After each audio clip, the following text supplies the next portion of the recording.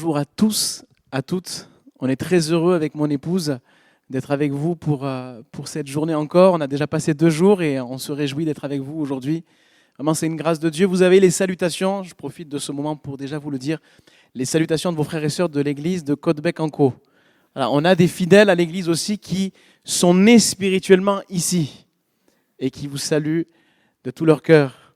Amen. Je crois que si le Saint-Esprit n'avait pas œuvré ici, sur le Havre, il y a presque 100 ans, cette église ne serait pas, le mouvement des Assemblées de Dieu de France ne serait pas, et nous tous qui sommes ici, certainement nous ne serions pas. C'est parce qu'il y a eu le souffle de l'Esprit de Dieu. C'est parce qu'il y a eu des hommes qui se sont levés et qui ont eu à cœur de proclamer l'Évangile. La bonne nouvelle, la parole de Dieu. C'est pour cette raison aussi que nous sommes là. Et je crois que nous avons besoin, frères et sœurs, d'être à l'écoute de la voix du Saint-Esprit. Vous êtes d'accord? Amen. Quand on étudie, je ne sais pas s'il y en a qui ont déjà fait de la théologie un petit peu, quelques études, peut-être pas. Ouais, amen, frère, que Dieu te bénisse. Quand on étudie la pneumatologie c'est tout ce qui concerne le Saint-Esprit. Quand on étudie ce thème-là, on est obligé de passer sur des récits d'un personnage qui, personnellement, non pas qu'il me dérange, mais m'étonne toujours. Cet homme-là est même cité dans les héros de la foi du livre des Hébreux, chapitre 11. Cet homme, est-ce qu'il y en a qui peuvent deviner de qui je veux parler? Samson. Je ne sais pas si vous aimez beaucoup Samson, moi je l'aime beaucoup. C'est un homme certainement très musclé, très fort physiquement, un peu comme toi. Quand je te regarde, waouh! Je ne sais pas si tu fais comme ça quand ça craque la chemise ou pas, mais Samson, ça devait être ça. Samson, si jamais il gonflait les muscles, ça devait exploser les boutons de la chemise. Et cet homme-là, étrangement, pourtant consacré dès sa naissance, on va le voir, va avoir une vie un petit peu chahutée. On va lire ensemble, on va commencer à lire dans le livre des Juges, chapitre 13, verset 3. C'est un des juges quand même qui concentre une bonne partie de ce livre-là. Il y a 4 chapitres qui parlent de cet homme, de ce Samson. Et on va voir un petit peu que sa vie finalement consacrée, certes, va manquer un petit peu, justement. Juge 13, verset 3, il est dit qu'un ange de l'Éternel apparut à la femme. Là, il est parlé de la maman de Samson. Et l'ange lui dit, voici, tu es stérile, tu n'as pas d'enfant, tu deviendras enceinte et tu enfanteras un fils. Maintenant, prends bien garde, ne bois ni vin ni liqueur forte, ne mange rien d'impur. Car tu vas devenir enceinte, tu enfanteras un fils, le rasoir ne passera point sur sa tête, parce que cet enfant sera consacré à Dieu dès le ventre de sa mère. Et ce sera lui qui commencera à délivrer Israël de la main des Philistins. Amen. Cet enfant sera consacré. J'aimerais qu'on parle de consécration ce matin. Je crois que nous avons un Dieu qui parle. Et nous l'avons entendu au travers de ce chant. L'Esprit a une voix et l'Esprit de Dieu nous parle. Mais je pense qu'il est bon de favoriser aussi un lieu, un temps pour que Dieu nous parle. Et la consécration, j'ai regardé un petit peu dans le dictionnaire, il est noté que c'est l'action de se destiner, l'action de se consacrer de manière exclusive à quelque chose ou à quelqu'un. Et en l'occurrence, nous, c'est se consacrer de manière exclusive à Dieu. J'aimerais vous poser la question ce matin, soyons vrais, il n'y a pas de tabou. Est-ce que nous sommes exclusivement consacrés à Dieu dans nos priorités, dans nos choix? Alors il y en a qui disent Amen et béni soit le Seigneur, je souhaite que ça soit cela. Mais il est forcé de constater que quelquefois, j'ai essayé de regarder un petit peu dans mon agenda, j'ai regardé un petit peu aussi et discuté avec les frères et sœurs dans les églises dans lesquelles j'ai pu passer. Je me suis rendu compte d'une chose, c'est que on passe énormément de temps pour toutes sortes d'activités, travail, à l'école, aux études, en famille et tout cela. Et finalement, on passe à côté de cela un temps tellement restreint avec Dieu. En parlant de Samson, il est dit de lui qu'il sera consacré à Dieu dès le ventre même de sa mère. Et au sortir du ventre de sa mère, finalement, il va faire ce qu'on appelle un vœu de naziréat. Pour ceux qui ne savent pas, il devait donc ne pas consommer de vin, ne pas boire de boissons enivrante, pas de vinaigre, pas de liqueur, pas manger de raisin, pas même les pépins des raisins. Il ne pouvait pas non plus se raser les cheveux. Cela, c'était ce qui était demandé pour quelqu'un qui avait fait un vœu de naziréat. Le mot consacré dans la parole de Dieu, c'est le mot nazir en hébreu, et le mot nazir veut donc dire consacré, voué, mais également l'étymologie même de ce mot vient du mot nazar. Nazar qui veut dire littéralement être séparé d'eux. Quelqu'un qui est consacré à Dieu, c'est quelqu'un qui est séparé d'eux. C'est quelqu'un qui est à l'écart d'eux, quelqu'un qui est dédié, quelqu'un qui est dévoué. Et par rapport à la consécration, et je crois que c'est ce que Dieu attend de nous, clairement, je crois qu'il y a des ennemis. Et Samson en fera les frais. Notamment pour lui, un des ennemis, c'est la séduction de cette vie. Je m'adresse aux jeunes, mais je m'adresse aussi aux plus âgés. Faisons attention à la séduction. Quelle qu'elle soit, elle va nous détourner du plan de Dieu pour nos vies. Et mon premier point, je crois qu'il est important pour nous, on en a déjà parlé un petit peu vendredi soir, mais il est extrêmement important pour chacun de nous d'apprendre à être conscient de quelles sont nos faiblesses. Si tu sais quelles sont tes faiblesses, tu vas savoir veiller, afin que l'ennemi ne te fasse pas tomber. Mais si tu n'es pas conscient de tes faiblesses, si tu ne penses même pas avoir de faiblesses, mon frère, ma sœur, tu es en danger.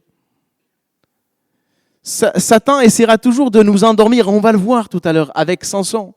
Satan va endormir cet homme sur les genoux de Dalila. Elle va l'endormir. Et elle va couper sa consécration avec Dieu. Satan est un vaillant héros, c'est un homme fort. Un homme certainement qui a une consécration qui est visible. Il a les cheveux longs. Il est celui qui ne boit pas de vin. Quand on lui propose un verre, il dit non, moi je ne bois pas. C'est quelqu'un de consacré physiquement, quelqu'un visible, de son aspect visible, on voit qu'il est consacré. C'est plutôt clair. Néanmoins, et malheureusement, à cause d'un manque de communion avec Dieu, et on va le voir, eh bien, il va faire tomber à terre finalement ce ministère pour lequel Dieu l'avait appelé. Et il va peut-être passer un peu à côté de ce à quoi Dieu l'attendait, parce qu'il va servir plus sa chair que l'esprit. Et je crois qu'il y a un danger à satisfaire et à nourrir plus la chair qu'à nourrir l'esprit. Les récits concernant de la vie de Samson ne laissent, si vous regardez bien, vous pouvez lire, il y a 4 chapitres. C'est assez court. Je vous invite à le lire ce soir avant de vous coucher, c'est très intéressant. Et vous verrez que la relation d'intimité entre Samson et Dieu, elle est quasi absente, quasi inexistante. On voit qu'il y a une pauvreté dans sa relation avec Dieu. Vous n'entendrez et vous ne lirez jamais dans le livre des juges concernant Samson, Dieu dit à Samson, ça n'existe pas. Et c'est malheureux. Samson n'a pas été celui qui a su veiller. Jésus dira, et a raison, l'esprit est toujours bien disposé. Moi, des fois, le soir, je me couche, je dis, oh, demain, je vais me lever tôt, je veux passer du temps avec Dieu, et le réveil sonne, et je mets 5 minutes plus tard, 10 minutes plus tard, un quart d'heure plus tard, je veux rester encore dans mon lit. L'esprit est bien disposé, mais la chair, elle est faible. C'est vrai ou pas? La chair est faible. Et c'est parce que Samson n'a pas su veiller et prier qu'il va malheureusement se faire ôter cette consécration. Il va s'appuyer plus sur sa force plutôt que sur celui qui lui communiquait cette force. Regardez ce qui sera dit, on va lire ensemble dans Juges chapitre 16, verset 19. On va voir ici que malheureusement Samson va se laisser endormir. Le texte dit ceci, donc il est parlé de Délila, cette femme auprès de qui il va aller. Elle l'endormit sur ses genoux. Et je crois qu'il y a toutes sortes de choses qui peuvent nous endormir. Ça peut être la séduction, mais ça peut être toutes sortes de choses qui nous attirent, qui nous retiennent captives, qui nous prennent et nous volent notre temps. Si vous avez du temps à voler, Satan va s'en occuper, ne vous inquiétez pas. Si vous ne prenez pas de façon, je dirais, volontaire, forcée, Excusez-moi, mais Jésus a raison quand il dit que ce sont les violents qui s'emparent du royaume de Dieu. Si tu ne te fais pas violence, Satan s'occupera de ton temps, il va t'occuper. Sans problème. Cette femme va l'endormir sur ses genoux, cet homme de Dieu. Et, ayant appelé un homme, elle va raser les 7 tresses de la tête de Samson et elle commença ainsi à le dompter. Quand Satan t'endort, quand Satan te vole ta consécration, il arrive à te dompter. Et il est dit, il perdit sa force. Il n'avait pas conscience, Samson, que malgré son aspect physique imposant, il demeurait faible. Il n'était qu'un homme. Et il est dit au verset 20, elle dit alors, les Philistins sont sur toi, Samson. Il se réveilla de son sommeil et il dit, je m'en tirerai comme les autres fois. Je m'en dégagerai. Et des fois, c'est un petit peu comme ça, vous savez. Ça s'est bien passé dans les années passées et aujourd'hui, ça va bien se passer. Je vais m'en sortir tout seul. Mais il est dit qu'il ne savait pas que l'Éternel s'était retiré de lui. Samson était l'homme, en tout cas ici, qui s'appuie sur ses forces, s'appuie sur ses acquis, plus que de s'appuyer sur celui qui lui communique cette force, sur Dieu. Je crois que l'Éternel est avec nous et l'Éternel marche avec nous dans la mesure où nous marchons avec lui. Mais si tu t'écartes de Dieu, comment veux-tu que Dieu marche avec toi ? Ne pense pas à tort, j'aimerais le dire à quelqu'un ce matin, ne pense pas à tort que Dieu valide ou est en accord avec tout ce que tu entreprends. Jésus dira, cherchez d'abord le royaume de Dieu et sa justice, alors toutes choses vous seront données par-dessus tout. Mais si tu ne cherches pas le royaume de Dieu, si tu n'as pas le focus et la priorité sur Dieu, tu n'accompliras pas sa volonté. Les Philistins le saisirent et lui crevèrent les yeux. Ils le firent descendre à Gaza, ils le lièrent avec des chaînes d'airain et Samson va être là, un petit peu comme un animal, à tourner la meule dans la prison. Vous savez, il y a une grande différence avec cet homme grand, costaud, physiquement imposant et David, petit. On pensait que c'était un enfant. Mais la différence, c'est que Samson s'appuyait sur sa force. Il avait des acquis, alors que David, était petit, mais il ne s'appuyait pas sur sa propre force, il s'appuyait sur la force de Dieu. Et il le dira à Goliath. Il dira, toi tu viens avec ta lance et tout ça, moi je viens au nom de l'Éternel des armées. Et ça fait la différence. Je crois que pour faire la différence, frères et sœurs, dans ce monde, il nous faut être habités de cette conscience que nous avons besoin de Dieu. Notre force dépend de Dieu. Ne pense pas à tort que sans Dieu, tu pourras réussir. C'est une illusion. Le ministère de Samson va durer à peu près 20 années, mais malheureusement, on ne verra jamais Dieu s'adresser à Samson. Dieu dit à Samson, il n'y a pas de communion, il n'y a pas de dialogue entre Dieu et Samson. Les seules fois où Samson va s'adresser à Dieu, c'est lorsqu'il se retrouve dans une situation d'extrême difficulté. On va le lire, si vous voulez, dans Juge 15, verset 18. Il est pressé par la soif, il vient de se battre comme un acharné contre les Philistins, et là, il n'en peut plus, et pressé par la soif, dira le texte, il invoque alors l'Éternel. Et lui dit, c'est toi qui as permis par la main de ton serviteur cette grande délivrance, et maintenant mourrai-je de soif, tomberai-je entre les mains des incirconcis ? Dieu fendit la cavité du rocher qui est à Léchi, et il en sortit de l'eau. Samson but, son esprit se ranima, et il reprit vie. C'est de là qu'on a appelé cette source En-Akoré. Elle existe encore aujourd'hui à Léchi. Première fois où on voit, en tout cas dans les textes, Samson s'adresser directement à Dieu pour invoquer, demander du secours. Deuxième texte, c'est dans Juge chapitre 16, verset 28. Alors que Samson a les yeux crevés. Et là, quand vous avez les yeux crevés, croyez-moi, vous ne pouvez plus rien, vous ne pouvez plus compter sur vous-même. Vous comptez sur Dieu qui peut vous diriger. Il est dit que alors Samson invoqua l'Éternel et dit, Seigneur éternel, souviens-toi de moi, je te prie. Ô Dieu, donne-moi de la force seulement cette fois. Et que d'un seul coup, je tire vengeance des Philistins pour mes 2 yeux. Amen. Et Dieu va exaucer Samson. Parce que quand on s'appuie sur Dieu, Dieu ne manque jamais dans la détresse. Quand un malheureux crie, et c'est le cas pour Samson en ce moment-là, l'Éternel entend et il le délivre. Et sans cela, je crois que c'est aussi à ce moment-là que l'auteur de l'Épître aux Hébreux a dit, mais oui, c'est quand même un héros de la foi. Je le cite. Il s'est appuyé par la foi sur son Dieu et Dieu lui a accordé une grande délivrance au point que le texte dira que ce jour-là, il y a eu plus de Philistins qui ont été tués que dans toute sa vie. Amen. Mais sa faiblesse charnelle, son attachement aux choses de la terre vont avoir raison, malheureusement, on l'a vu précédemment, de lui, parce qu'il n'a pas su reconnaître quelles étaient ses erreurs, ses faiblesses. On a vu vendredi soir, et on pourrait peut-être afficher ce texte, il est intéressant, Genèse 4, verset 26. Je crois qu'il est important de prendre conscience de ce que nous sommes. Il est dit que Seth va avoir un fils. Et il l'appela du nom de Énoch. C'est alors que l'on commença à invoquer le nom de l'Éternel. Seth appelle son fils Énoch, qui veut dire homme, parce que Seth, au moment où il engendre ce fils, il prend conscience qu'il est un homme et qu'il a besoin de Dieu. Et qu'il a besoin d'entrer en relation avec Dieu. Et je crois que c'est important que nous prenions conscience de nos faiblesses, de ce que nous sommes. Et quand on en prend conscience, frères et sœurs, vous savez ce qu'on fait?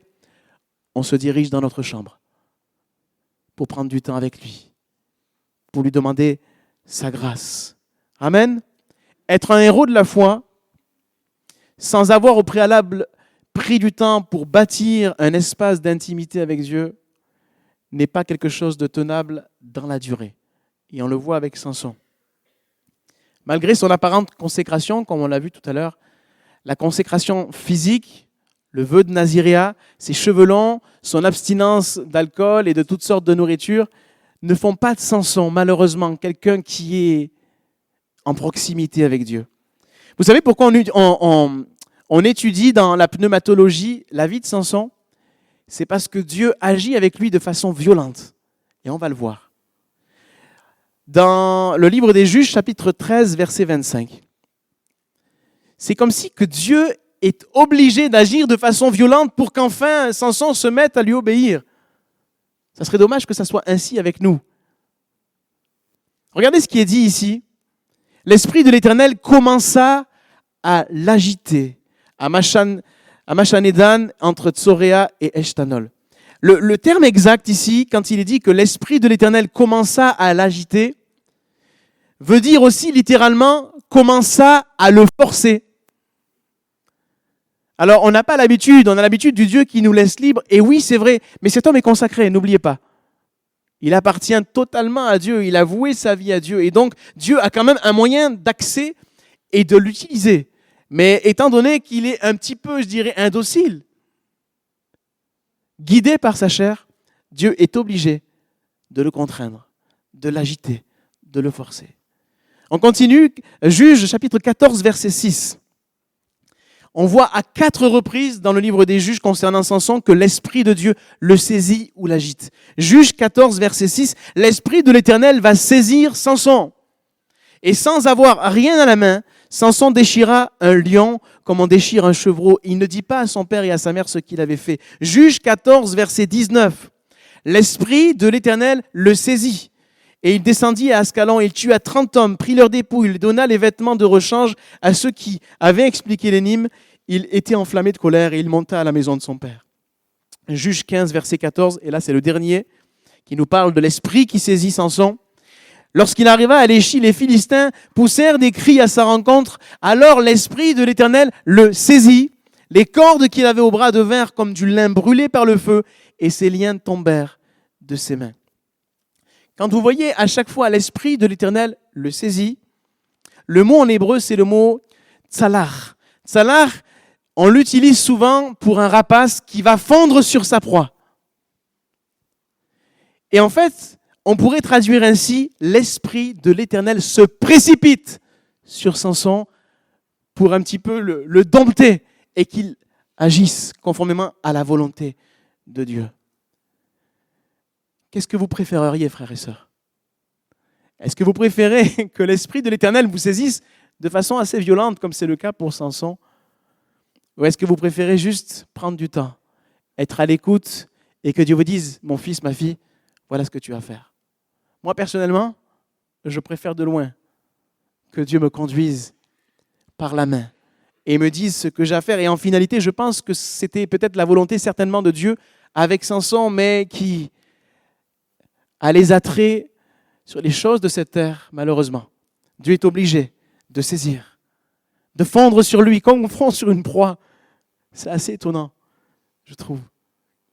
Dalila est une erreur de parcours pour ce juge, qui pourtant est un homme de Dieu excellent.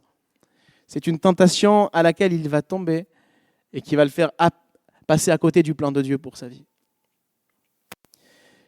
Il y a aussi autre chose que j'ai noté par rapport à cette erreur de parcours avec Dalila. Si vous regardez bien, avant l'épisode, je dirais, de la vie de Samson avec Dalila, avant qu'il aille se reposer sur les genoux de Dalila, vous savez ce qui va se passer ? Samson se retrouve tout seul et il doit combattre des Philistins. Et là, il va attraper une mâchoire d'âne et il va tuer 1000 Philistins. Avant, il n'y avait pas les poings américains, il y avait les mâchoires d'âne pour Samson. Et là, il va battre 1000 Philistins avec une mâchoire d'âne. C'est exceptionnel. Mais finalement, suite à cela, il arrive parfois, et en tout cas c'est le cas de Samson, il est fatigué. Je m'adresse aux aînés, mais pas que, je m'adresse aussi aux jeunes, mais notamment les aînés. Il arrive parfois que on affiche au compteur 350 000 kilomètres. On a du bagage derrière. On est fatigué. Et on se dit, il me faut me reposer. Il me faut prendre du temps. Il me faut, lever le pied spirituellement. Frères et sœurs, c'est justement l'erreur à ne pas commettre. Je crois que la fin d'une chose est préférable au commencement. Vous êtes d'accord avec cela ? Certaines fois, on est un petit peu comme Samson et on se dit, mais Dieu a vu déjà tout ce que j'ai fait, il en tiendra compte dans son jugement. Frères et sœurs, celui qui persévère jusqu'à la fin, c'est celui-là qui sera sauvé. C'est celui-là qui accomplira de grandes choses et des exploits. Est-ce qu'on veut être de véritables hommes de Dieu, des femmes de Dieu, des hommes et des femmes cités dans la liste des héros de la foi ? Moi, je veux. Je ne sais pas vous. À vous de réfléchir. Mais pour ce faire, nous avons besoin de consécration. On va lire un texte ensemble qui est important. Dans le 2e livre des Rois, chapitre 4, verset 8. Il est parlé d'Élisée. Élisée, pour le coup, lui, c'était vraiment un homme qui, non justement d'apparence, mais aussi de cœur, avait une véritable intimité avec Dieu. Regardez ce qu'il est dit dans ce texte. Un jour, Élisée passait par Sunem. Il y avait là une femme de distinction qui le pressa d'accepter à manger. Et toutes les fois qu'il passait, il se rendait chez elle pour manger. Elle dit à son mari, « Voici, je sais que cet homme qui passe toujours chez nous est un saint homme de Dieu. Faisons une petite chambre haute, avec des murs, mettons-y pour lui un lit, une table, un siège et un chandelier, afin qu'il s'y retire quand il viendra chez nous. » Élisée, étant revenu à Sunem, se retira dans la chambre haute et il y coucha. Amen. Cette Sunamite, il est dit d'elle que c'est une femme de distinction. Moi, je crois qu'ici, il y a des femmes de distinction. Je crois qu'il y a des fabricants de héros ici. Vous savez, si je suis aussi ici devant vous, c'est parce qu'une femme a été courageuse. Je n'étais pas encore au Seigneur, j'étais sur le chemin, on va dire. Et je suis invité dans une autre église à Marseille. Et c'est un ami qui se fait baptiser, il m'invite, donc je viens. Mais bon, je vous dis, je ne suis pas du tout à Dieu encore.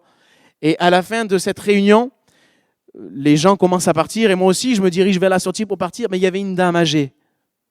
Une mamie qui avait même la moustache. C'est les hormones, certainement. Mais pas de souci. L'apparence ne me séduisait pas. Mais cette femme me dit, jeune homme, je dois te parler. J'ai dit, ah bon, qu'est-ce que tu veux me dire ? Et elle me dit, jeune homme, Dieu va se servir de toi. Non, pas moi. Dieu va se servir de toi. J'avais les cheveux longs, pas comme Samson. Je n'avais pas fait le vœu de Naziréa, mais à l'époque, c'était la mode. J'avais les cheveux longs. Elle me dit, tu rentres chez toi, tu vas couper tes cheveux. Dieu va se servir de toi. Et elle me dit toutes sortes de choses. Elle va presque dévoiler ma vie. Sur le coup, je la prenais un petit peu pour quelqu'un d'illuminé. Mais croyez-moi, quand je suis rentré à la maison, j'ai dit, maman, il faut que tu me coupes les cheveux. Elle m'a dit, quoi, tu veux couper tes cheveux ? Toi qui es attaché à ta chevelure. J'ai dit, oui, papa, maman, coupe-moi les cheveux. Et à partir de ce jour-là, j'ai commencé à progresser, à me rapprocher de Dieu jusqu'à ce que je plie l'échine et que j'accepte de dire oui Seigneur, ok.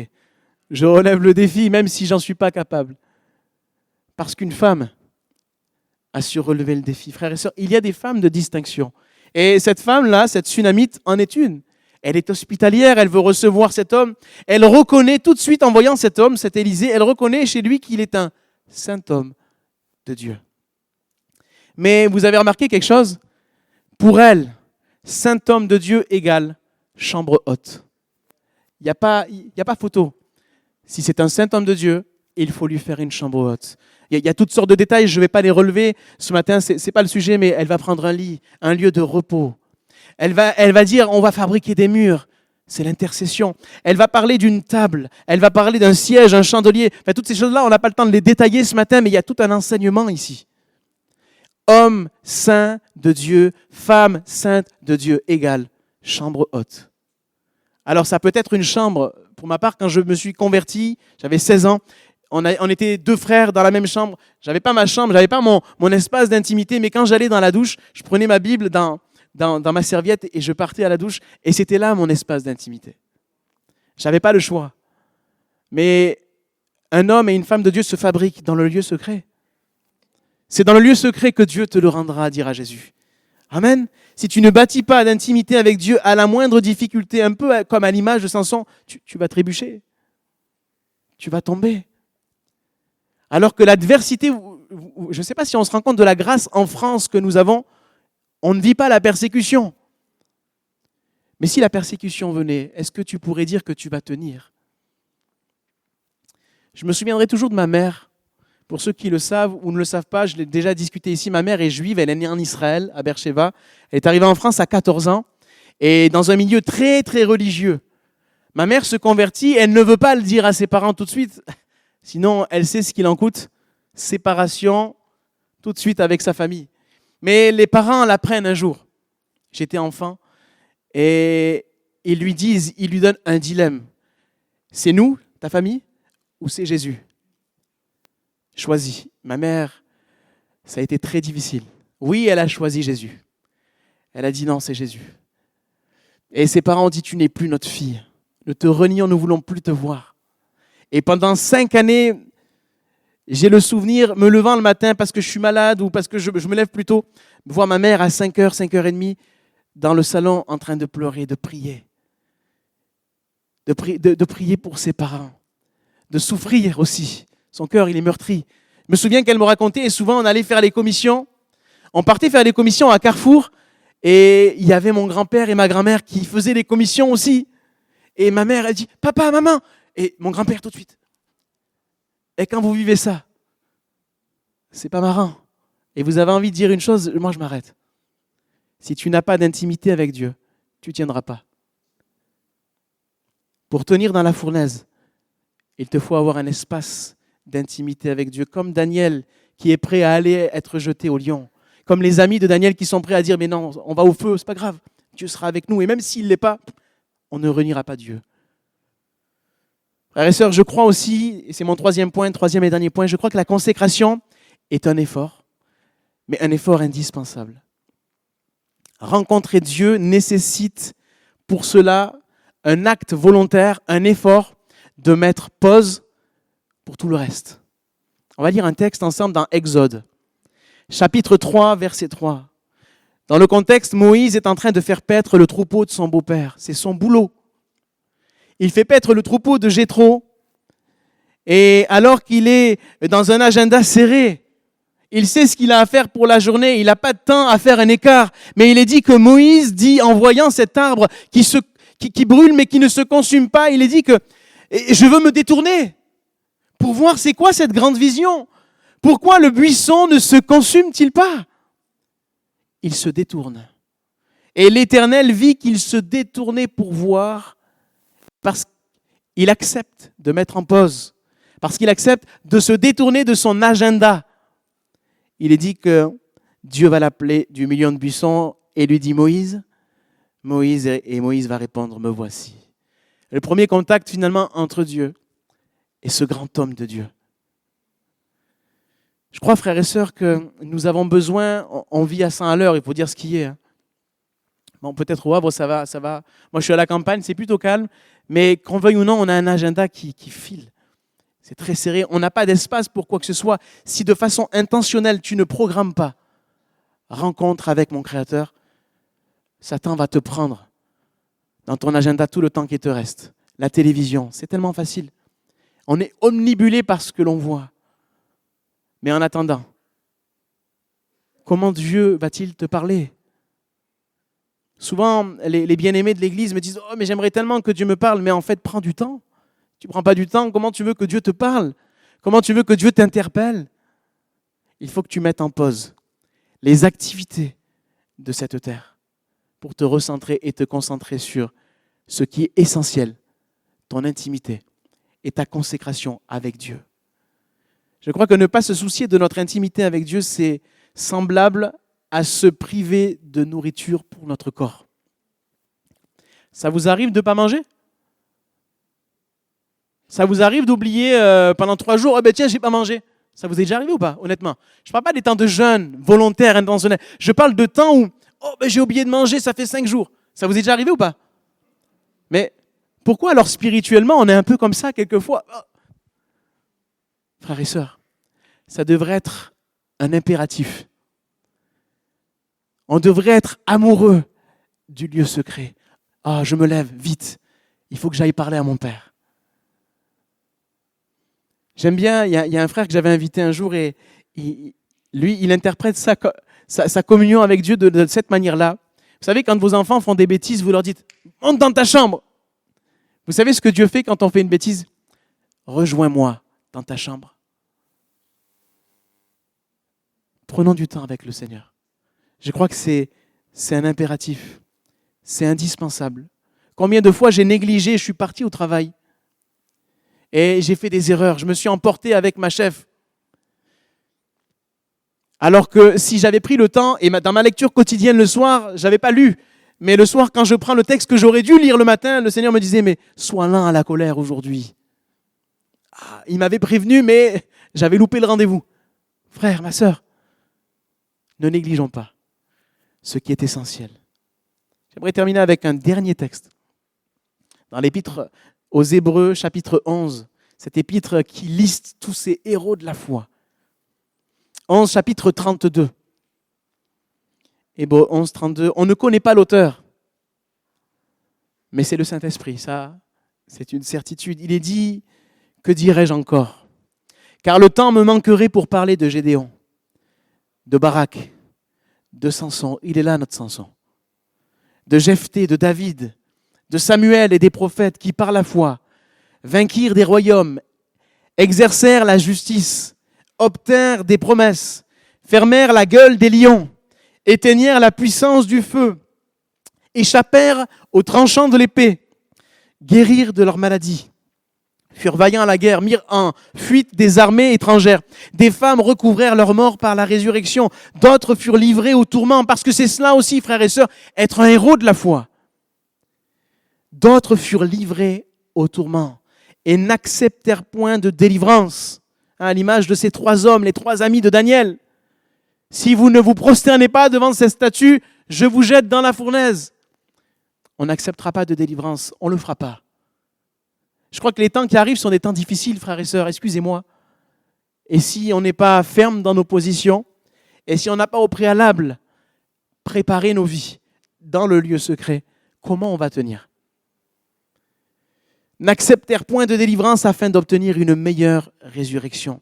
D'autres subirent les moqueries et le fouet, les chaînes et la prison. Ils furent lapidés, sciés, torturés. Ils moururent tués par l'épée. Ils allèrent çà et là, vêtus de peau de brebis et de peau de chèvre, dénués de tout, persécutés, maltraités, eux dont le monde n'était pas digne, errant dans les déserts et dans les montagnes, dans les cavernes et dans les antres de la terre, tout cela à la fois desquels il a été rendu témoignage, n'ont pas obtenu ce qui leur était promis.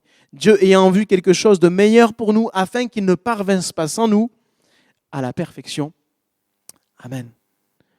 Le héros de la foi, c'est celui qui a passé du temps en intimité avec Dieu pour se préparer à ce qui va arriver. Et je crois que les temps qui sont les nôtres aujourd'hui sont des temps où il est nécessaire, essentiel, indispensable que nous revoyions nos priorités. J'ai travaillé à la banque quelques années. Alors, je sais qu'il y en a ici qui venaient chercher de l'argent à la banque où j'étais. Je n'ai pas regardé vos comptes, vous inquiétez pas. Parce que oui. Mais je remarque quelque chose. Vous savez, c'est très intéressant de regarder les comptes bancaires des gens. Vous savez exactement où sont leurs priorités. Où est ton trésor? Alors là, on parle d'argent, mais je ne parle pas que d'argent. Où est ton trésor? Où as-tu placé ton trésor? Parce que là où est ton trésor, là sera ton cœur. Mais si ton trésor, ce n'est pas Dieu, c'est quoi? Vous savez ce que c'est que l'idolâtrie? C'est faire passer quelque chose d'autre que Dieu sur le trône de ta vie. Et quand ce n'est pas Dieu la priorité, tu es un idolâtre d'autre chose. Nos priorités, ce doit être Dieu. Alors des fois, ça coûte. Vous l'avez vu, je vous ai expliqué avec ma maman, ça n'a pas été facile. Ça a été 5 années d'épreuves, de difficultés. Mais béni soit le Seigneur, je vais vous raconter la suite quand même, avant de terminer. Au bout de 5 ans de prières, de pleurs, au bout de 5 ans, ma grand-mère faisait des rêves toutes les nuits. C'était insupportable. Dans les rêves qu'elle faisait pendant toutes ces nuits, pendant des semaines et des mois, elle se voyait tomber dans un trou, comme dans une citerne. En haut de ce trou, il y avait un homme vêtu de blanc avec une barbe blanche. Et à ses côtés, ma maman. Et elle en avait marre. Et elle dit à mon grand-père, j'en peux plus, va à la synagogue, fais une offrande, fais un truc, j'en peux plus. Mon grand-père a beau faire tout ce qu'il peut, faire des offrandes, il n'y a rien qui s'arrête. Jusqu'au jour où ils se retrouvent tous les deux et ils se disent, mais il faudrait peut-être qu'on reprenne contact quand même avec notre fille. Et du jour où ils l'ont appelée pour reprendre contact, les rêves ont cessé. Laisse Dieu te défendre. Vous savez, souvent on essaye de se débattre, on essaye de se défendre. Laisse juste Dieu te défendre. N'utilise pas tes gros bras, même si tu es musclé. Mon frère, tu es beau, il n'y a rien à voir. Homme de Dieu quand même. Mais je crois qu'il est indispensable, frères et sœurs, que nous comptions sur Dieu. Et c'est lui qui nous défend. Amen. Mais ça passe aussi par une séparation avec les choses de cette terre et une consécration et un attachement plein et entier pour Dieu. Est-ce que vous êtes d'accord de vous attacher fermement à Dieu, de bâtir une réelle intimité avec Dieu? Amen. On termine par la prière et tout à l'heure, juste après, ma femme peut-être pourra terminer par un chant et je laisserai votre pasteur, que je remercie pour son invitation, je laisserai après la place. On prie ensemble. Éternel Dieu, nous sommes devant toi et on veut reconnaître que nous sommes des hommes imparfaits. Mais tu n'es pas venu pour nous condamner, mais pour nous sauver, pour nous aimer. Je te remercie pour ta grâce bienveillante. Merci pour ces hommes, ces femmes qui sont inscrits dans ton livre, qui nous ont laissé un modèle.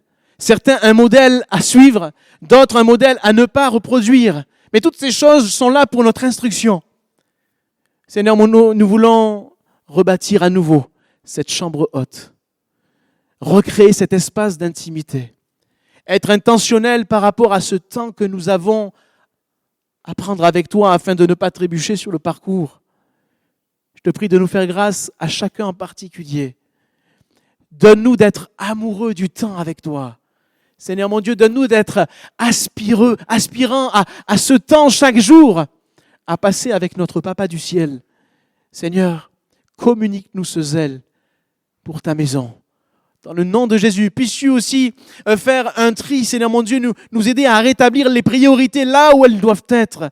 Et je crois que les priorités doivent être focalisées sur ce Dieu d'amour.